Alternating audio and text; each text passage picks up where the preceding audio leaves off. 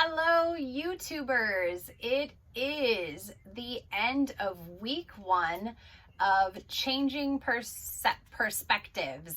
We are changing perspective. I am Heather, and this is Happiness Ever After. I am a certified health and happiness coach, and I am bringing you my proven methodologies, worksheets, and program together here in my Happy Box monthlies that I send out. And this month was all about changing perspective. You had a little timer, you have a kunzite crystal, and you had the prism so that we can look at things from different angles. And this is our recap video. So at the beginning of each week, I give you the overview, and at the end of the week, I go over my checklist with you, and I've checked almost every box. Today, I just need to hit my calories, my water, and do my food log. Last night, I was super PMS-y, about to start my period, and I ate a brownie. So wah, wah, I went over my normal 1250, but I was under 2000, so I'm still calling it a calorie equilibrium for the day. And I've completed my homework assignments, which we will go over now. So if you've been with me all week and you've been checking all your boxes, bravo, give yourself a pat on the back, give yourself a round of applause. You are amazing. You are hopefully starting to see things differently. However you were looking at situations before, hopefully you have new eyes and a new perspective on them now. And then I had some important takeaways and some things that we'll go over that I'll share with you as well. So this week, our affirmation was, I take my time to see all sides of a situation. Our self-care activity has been using your timer to slow down ordinary tasks in your day that cause you stress or angst. So you're slowing down, and when you find yourself getting angry or stressed or feeling negative or down, take your timer, set it down, breathe, and think your way through the situation, the problem, the issue, whatever's happening. That's what we've been trying to do all week. We've been meditating to open up to what you see. And our journal topic has been when you take time to see, what do you perceive? How can you look at the same situation from different angles to see different outcomes? So at the beginning of the week, my feelings at the start of the week were I was trying to stay open, not to be stressed, to relax into the time I have all day. So every day we wake up and we have, 12 hours ahead of us, 14 hours, however long, your day is. And we have plenty of time to get everything done that we need to get done. It's just a matter of adding extra things on, doing extra busy work, or somebody throws something at you weren't expecting. It's those uncontrollable moments that tend to get us stressed out or angry. Feelings at the end of the week. I'm feeling good. I didn't get as much writing done, so I was trying to write each day this week, and I think I wrote 2 or 3 days. Maybe I'll get today in. Maybe I think I wrote twice, so I'm gonna try to get today in so I can get more writing than not. But I like that I spent more quality time with my kiddo. So that was worth it. So I did spend more time. We played games. We got a bunch of games for Christmas. So we spent some time this week playing games together. We did homework for a long time. We really went over some concepts. She's learning to do teen. She's 5. So she's learning her teen numbers, like 11, 12, 13. And so she's doing, 10 counting up. 11, 12, 13. So we spent some time on that. And we spent some time working on her reading. So that was really good. I felt good about that. And even if I didn't accomplish all of my stuff, I know that I helped her in what is important for her fundamental development growth. So I feel confident and strong in that. How did it feel saying my affirmations? I was having a hard time with my affirmations all week. If you're in the Happiness Club too on Facebook, you notice that I could not remember the affirmation. I take my time to see all sides of the situation. I don't know why it took so many days. I didn't click in on it till yesterday. And then yesterday in my journaling, I had this epiphany of what that meant, you know, finally. Like, it wasn't just that the words finally locked in and clicked in. I finally clicked into the meaning behind that and how my perception, the way I see things, changes, or the definition of taking your time to see things from all sides of a situation. The definition changed for me as well. So that was an interesting epiphany. Yeah. And what feelings came out of my self-care activities? So I have a hard time slowing down. So it was difficult to remember to stop before I got upset. I kept getting upset and then realizing that I had to back down and stop and take my time. So I really didn't catch myself that often.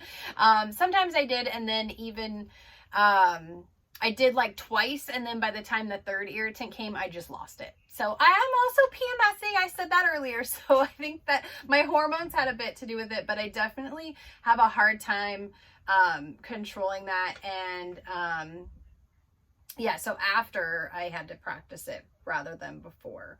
How did the meditations go? What feelings? My meditations were challenging because I didn't give myself enough time. This week we have been back to school, and so we're on an earlier schedule, and I've been trying to wake up earlier and it has not been working. Today I got up earlier, so that was good, but all week I haven't. So I think next week will be a little easier, just from an adjustment to the new schedule wise, and then I can get back on track with my meditation. So because I was doing them later, I was getting interrupted more, so that was making it challenging. So I need to make sure I have more quiet time for my meditations. How easy or hard was it to follow the diet and exercise? So like I said, I was good until yesterday, and then I had a brownie because I needed chocolate, and so that I had to have a brownie, had to.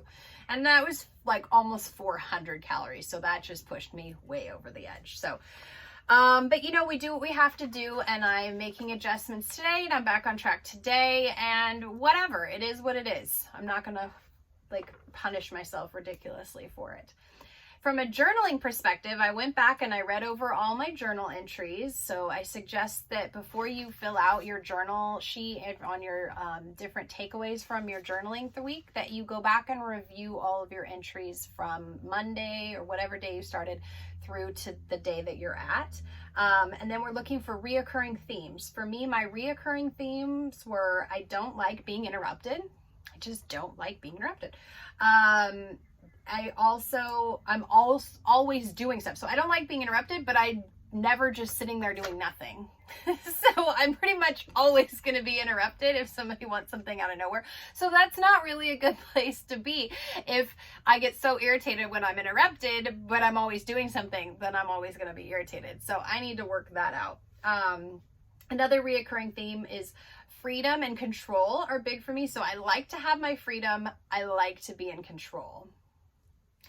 But as we know with life, we're very rarely in control of anything. So again, setting myself up for constant frustration. So I need to find my freedom in things I can't control. So that's going to be fun.